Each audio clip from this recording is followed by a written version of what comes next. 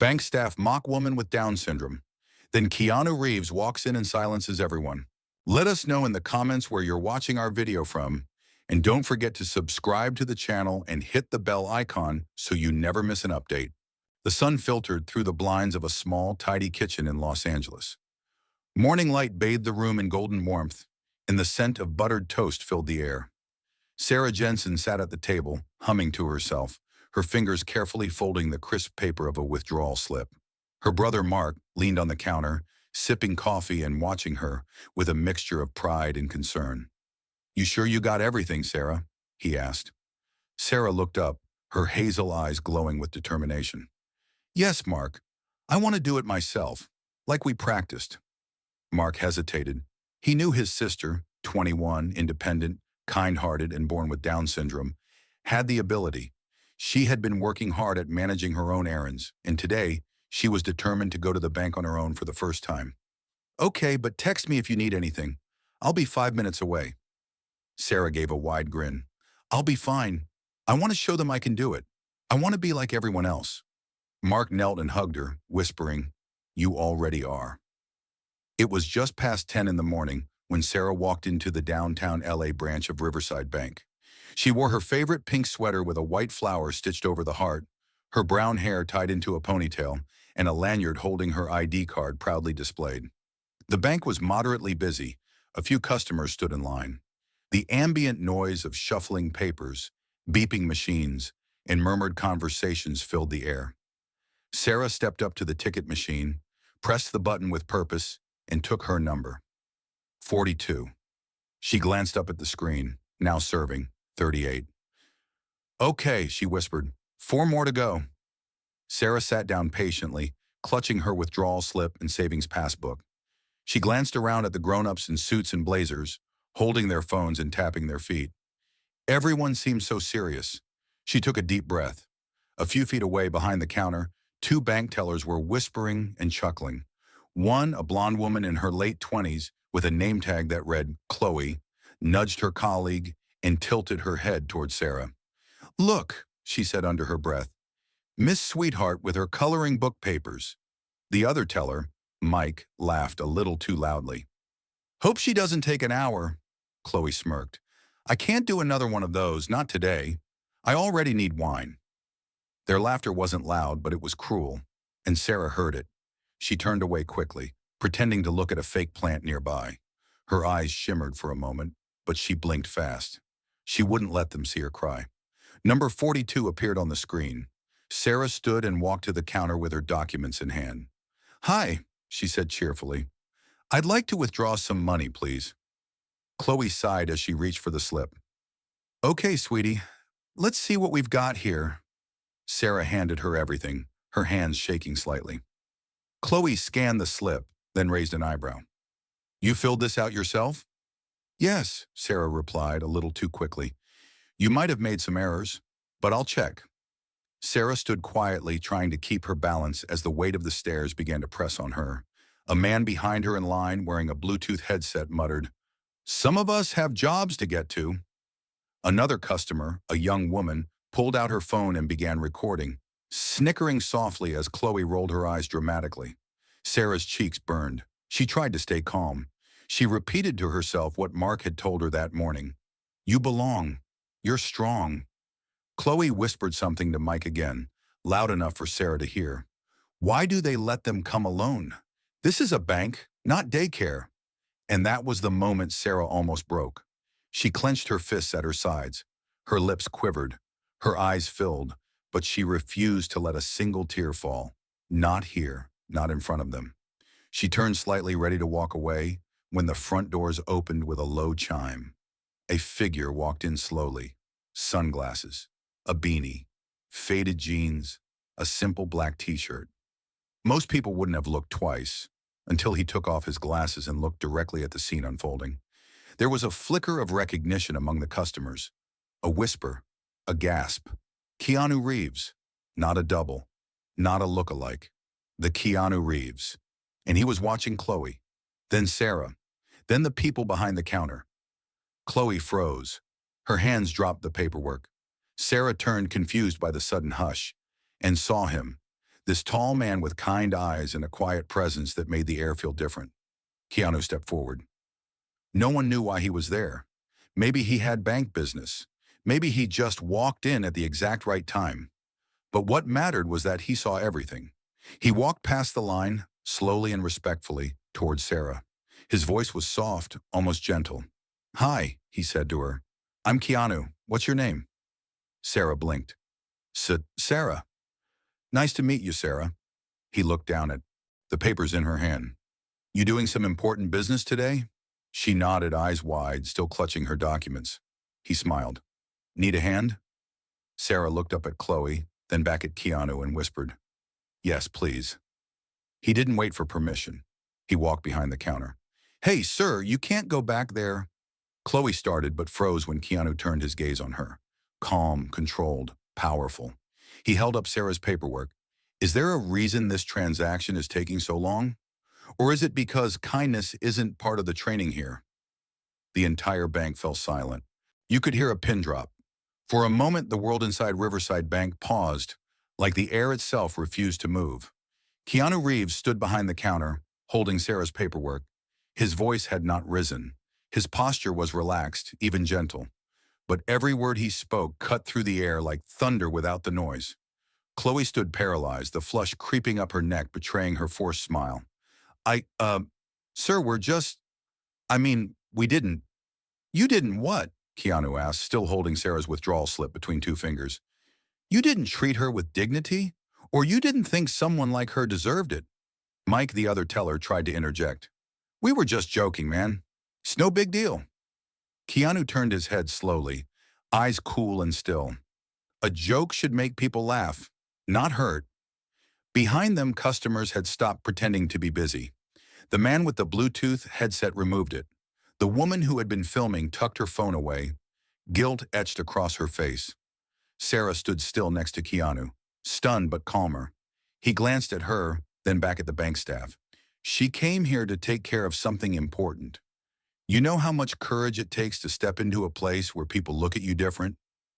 He placed the slip gently on the counter.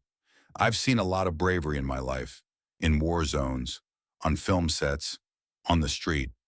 And I can tell you right now, none of it comes close to the kind of strength Sarah just showed, standing here while you tried to shrink her." Sarah looked up at him, her eyes glassy. Keanu crouched beside her, speaking low enough that only she could hear. "You okay?" She nodded, barely. "You're doing great," he said with a smile. "They don't define you," Sarah whispered. "People think I'm not smart." Keanu shook his head. "You're smarter than half the people in this room. You're brave, and you're kind. That's the kind of smart that matters." He stood and turned back to the staff. "Now, unless I need to call your branch manager, I suggest someone help Sarah properly with her transaction." The bank manager, a middle-aged man in a pressed shirt, had emerged from his office in the back. His eyes darted across the scene. He had been watching, listening. "Mr. Reeves," he said, stepping forward, voice nervous. "I am so sorry. I saw part of what happened from my office. Please let me handle this personally." He walked up to Sarah and extended his hand. "Hi, Sarah. My name is Mr. Brandt. I'd be honored to help you myself. Right over here." Sarah hesitated. She looked to Keanu, who nodded with encouragement. She followed the manager to his private desk as Keanu stayed behind at the counter. Chloe opened her mouth to say something again, perhaps to defend herself, but Keanu raised his hand, not to silence her, but to stop her from digging herself deeper. He wasn't interested in humiliation, only in accountability. "You know," Keanu said, turning toward both Chloe and Mike, "we don't get to choose where we're born, what we look like, or what challenges we face, but we do get to choose how we treat people. You didn't fail Sarah. You failed yourselves." He turned, walked away from the counter, and stood in the middle of the bank, eyes scanning the rest of the customers. "I know some of you saw what was happening. Some of you even laughed. Some just stayed quiet." No one moved. "That kind of silence," he said, "that's where the real damage happens." The woman who had been filming stepped forward, shame in her face. I deleted the video," she said softly. "I didn't think. I'm sorry." Keanu nodded. That's a start. Behind him, Mr. Brandt was guiding Sarah through her transaction. She was calmer now, more confident, her voice rising just a little as she spoke about the reason she came. She wanted to buy a birthday present for her niece. Keanu smiled as he listened. Then he turned back to the crowd. You never know who someone really is, what they've survived, what they're capable of. That's why you lead with kindness. Always. The Bluetooth man muttered, Man, he's just an actor. Keanu turned to him. You're right. I am just an actor. But you're a human being. And that's supposed to mean something. The man looked away. 10 minutes later, Sarah walked out of the bank, her transaction complete, a fresh $20 bill in her hand, and a brand new kind of pride glowing on her face. She turned back to Keanu. Thank you. He smiled. Don't thank me. You walked in here alone. You stood your ground. You did the hard part. A moment later, Mark pulled up in his car, jumping out the moment he saw his sister standing next to Keanu Reeves. Wait, what the? Sarah! Keanu extended a hand. You must be her brother. Mark shook it, stunned. Is this real? Keanu just smiled and looked at Sarah. She's pretty awesome, you know. I do, Mark said, holding back tears. But it means everything that someone else sees it too. As Keanu walked down the street, hands in his pockets, a few pedestrians recognized him and whispered. But he didn't look back. He just kept walking, quiet, thoughtful, his message already planted like a seed in every person who had witnessed what had happened. And in the bank, the mood was different now. Something had shifted.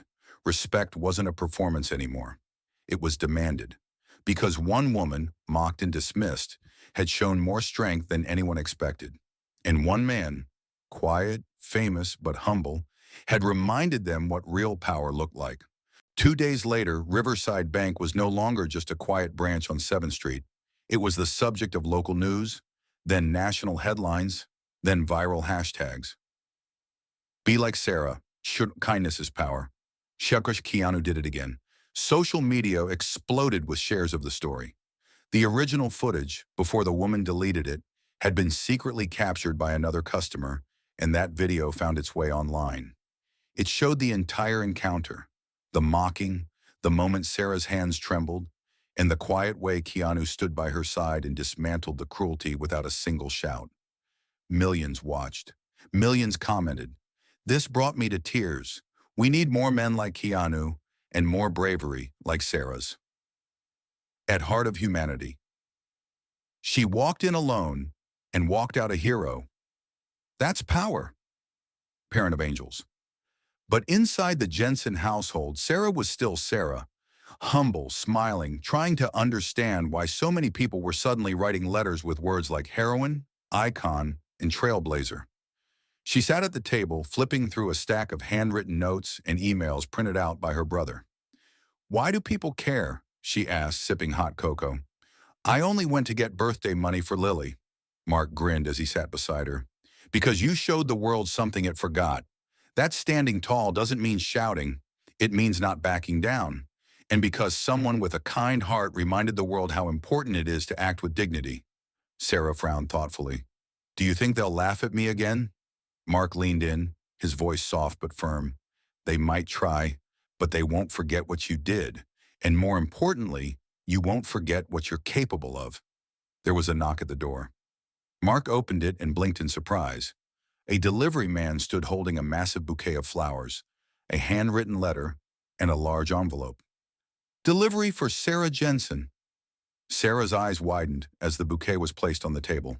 White lilies, pink roses, and sunflowers, the same flowers she had drawn in her coloring book since she was a child.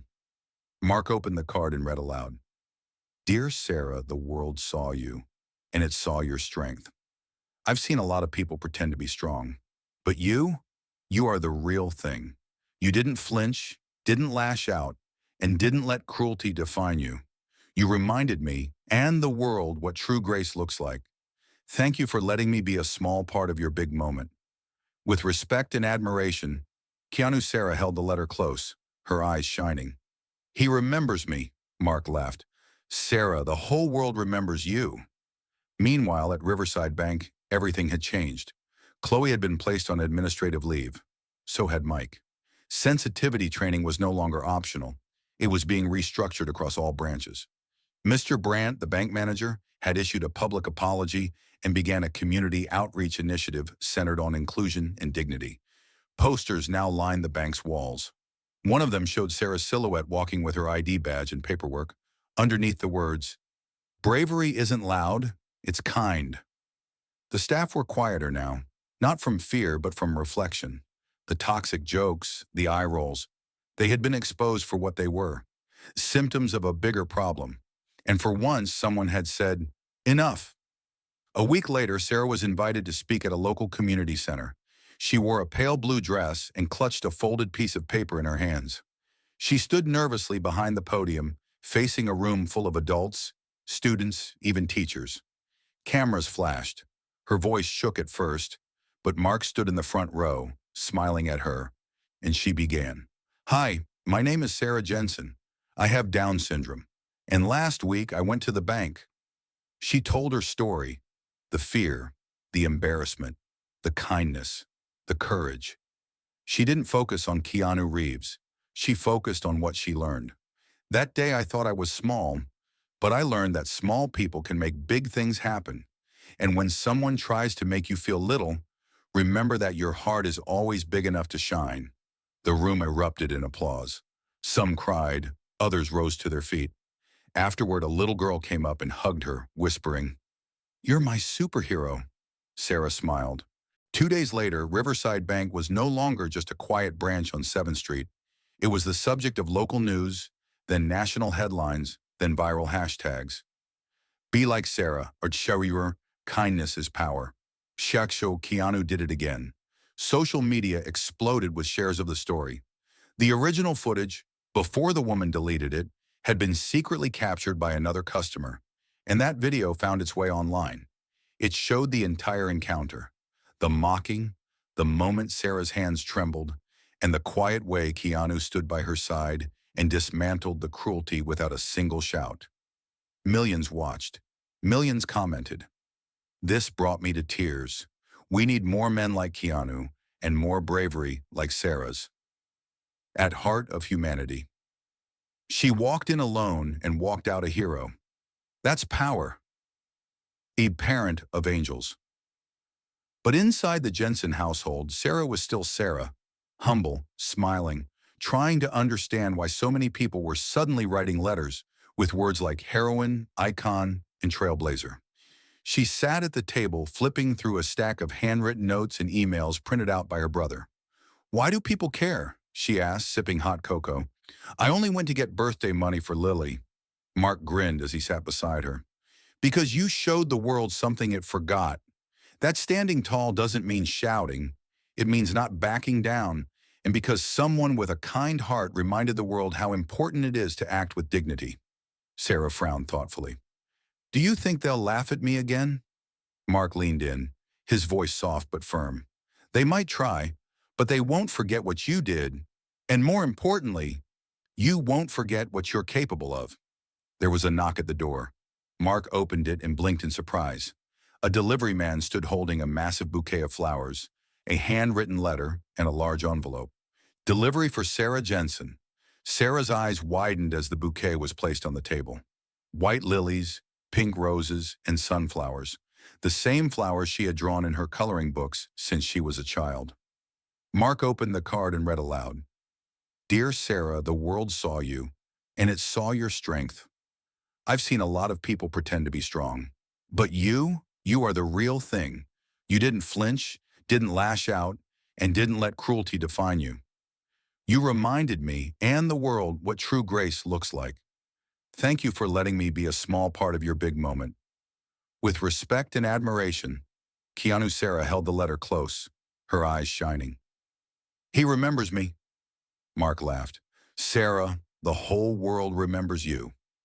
Meanwhile, at Riverside Bank, everything had changed. Chloe had been placed on administrative leave. So had Mike. Sensitivity training was no longer optional. It was being restructured across all branches. Mr. Brandt, the bank manager, had issued a public apology and began a community outreach initiative centered on inclusion and dignity. Posters now lined the bank's walls. One of them showed Sarah's silhouette walking with her ID badge and paperwork. Underneath the words, bravery isn't loud, it's kind.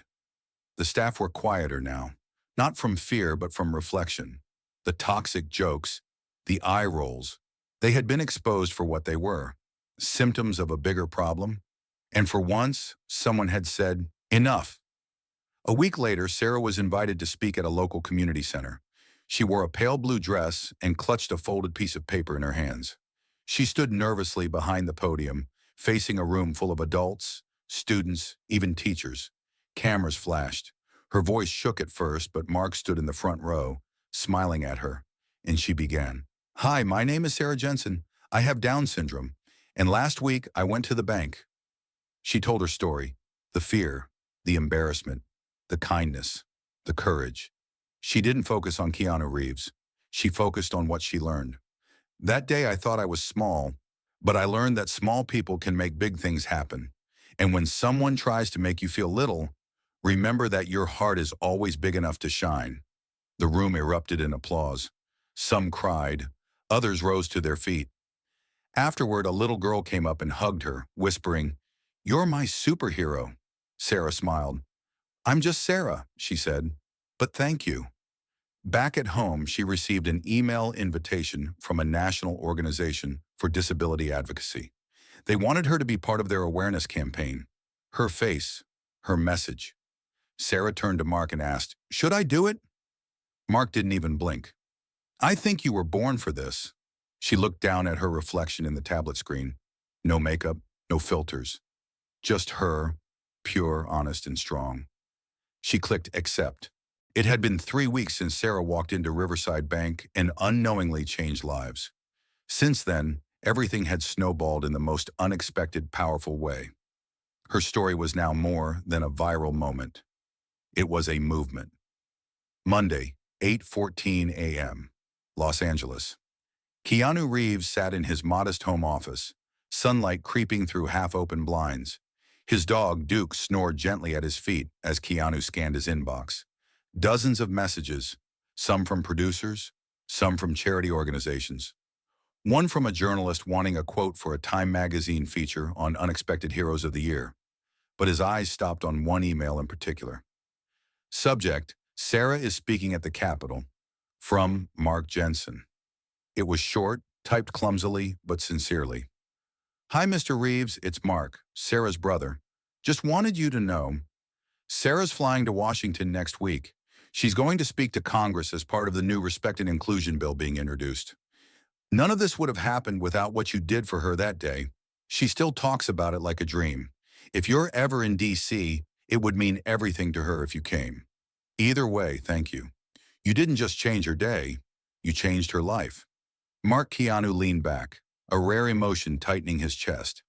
"Congress," he whispered aloud. Then he smiled. Washington, D.C., Thursday, 10:03 a.m. The rotunda of the U.S. Capitol was unusually packed for a weekday. Cameras lined the walls, not for a political scandal or celebrity sighting, but for a young woman in a floral dress and a quiet, radiant smile. Sarah Jensen was escorted to the podium by a congressional aide. In her hands, she clutched the same folded speech from her community center talk, updated now, typed neatly, and bracketed with handwritten notes like, "Pause here and smile more." A senator introduced her. Words like courage, hope, and grace filled the air. But Sarah barely heard them. Her heart thumped in her chest like a drum. Then it was her turn. She looked out at the crowd. Suits, cameras, faces. Her knees wobbled. And then she saw him, Keanu Reeves, standing quietly near the back. No fanfare, no entourage. Just him. Nodding, she smiled. "Hi," she began, her voice steady. "I'm Sarah, and I have Down syndrome. But that's not all I am." The room leaned in. "I'm also a sister, a good listener. I make the best peanut butter cookies in my town. And I know what it's like when people think you can't do something before you even try." She paused, deep breath. "A few weeks ago, I went to the bank, and something happened that changed me. People laughed at me, treated me like I was less than. I wanted to cry. I wanted to run away." She looked down at her notes, then back up. "But then, someone stood next to me. Not in front of me, not to save me, just with me. And that made all the difference. Somewhere in the audience, a few heads turned toward Keanu. I learned something that day, that the world can be mean, but also kind. That when you stand up, even when you're scared, you help other people stand too. Applause started quietly, then swelled, then roared. After her speech, dozens of attendees approached her. Senators, reporters, advocates, even a woman who had flown from Ohio just to shake her hand. "You've given our daughter hope," she whispered. "She's 10, and she wants to be like you now." Sarah beamed. "Tell her she's already enough." Outside the Capitol, Sarah finally found Keanu standing near a tree, trying to go unnoticed. She ran to him and hugged him like an old friend. "You came," she said. "Of course I did," Keanu smiled. "You're a hard act to follow." Sarah laughed. "Was I okay?" "You were more than okay. You were real, and that's what changes the world." That evening, Sarah sat in her hotel room with Mark, eating room service fries and watching reruns on TV. Her phone buzzed every minute now. Messages from strangers, opportunities, offers to speak, to represent, to lead. "Do you think I'm ready?" she asked, dipping a fry in ketchup. Mark looked at her with the kind of pride only a brother can carry. "You've already done the hard part, Sarah. You found your voice. Now?" The world just finally started listening. She smiled. But then her smile faded for a moment. "Mark, do you think the bank people ever changed?" He paused. "I don't know. Maybe. Maybe not." She nodded. "I hope they did. Not just for me, but for the next girl who walks in." The ripple she created was still growing. In schools, classrooms across America had discussions about inclusion after watching her video. In workplaces, companies launched new training modules on how to truly support individuals with disabilities. And in homes, parents whispered to their children as they tucked them in, "You can be brave too, just like Sarah." 1 year later, Riverside, California. The Riverside Bank branch looked different now. Not just the logo or the fresh coat of paint. It felt different. The walls were brighter, the staff more engaged. And behind the counter, where once cruel laughter echoed, now stood a young man named Carlos, an employee with autism, proudly helping customers with precision and kindness. There was a new plaque near the entrance too. It read, "Dedicated to Sarah Jensen, for reminding us all what dignity, strength, and real leadership look like." Every visitor who passed it paused, even if only for a moment. Even Chloe, who now worked as a community coordinator for an inclusion nonprofit, often returned with volunteers and school groups. She had changed, not immediately, not easily, but deeply. That day had shattered her ignorance and replaced it with humility. Washington, D.C. Advocacy Awards Night. Sarah stood at the podium again, but this time under bright chandeliers and before a crowd of 500. She was being honored with the National Human Dignity Award, the youngest person with Down syndrome ever to receive it. She wore a sparkling navy dress and a silver pin shaped like a sunflower, the flower Keanu had once sent her. In her speech, she said something that silenced even the most jaded journalists in the room. "You don't have to be famous to change the world. You don't need a perfect voice to speak truth. You just need to believe that your voice matters, especially when someone tells you it doesn't." Her words lit up the room. Even months later, they'd still be quoted on posters, school walls, and leadership conferences. Later that night, at the edge of the ballroom, Keanu stood quietly with a glass of water in hand. As always, no red carpet, no spotlight, but everyone knew he was there. Sarah walked up beside him, holding her award. "You keep showing up," she smiled. "And you keep giving me a reason to," he replied. They laughed. "You know," she said thoughtfully, "sometimes I wonder, what if you hadn't been at the bank that day?" Keanu looked down, paused, and replied with quiet sincerity, "No, Sarah, the real question is, what if you hadn't?" Back in Riverside, Mark had taken up part-time speaking gigs, sharing his sister's story with colleges and organizations. He talked about empathy, about the power of silent strength, and about how change often comes from those we least expect. He always ended his speech with the same line, "My sister didn't need rescuing. She needed respect. And when the world finally gave her that, she gave something even greater in return. 3 years later, a book was published. Unlikely Hero, the Sarah Jensen story. It became a bestseller. A movie option followed, with talks of casting a rising young actress with Down syndrome in the lead role. Sarah insisted on that part. Only someone who lives this life should play this life. And they listened. She now traveled the country, not to inspire pity, but to ignite action.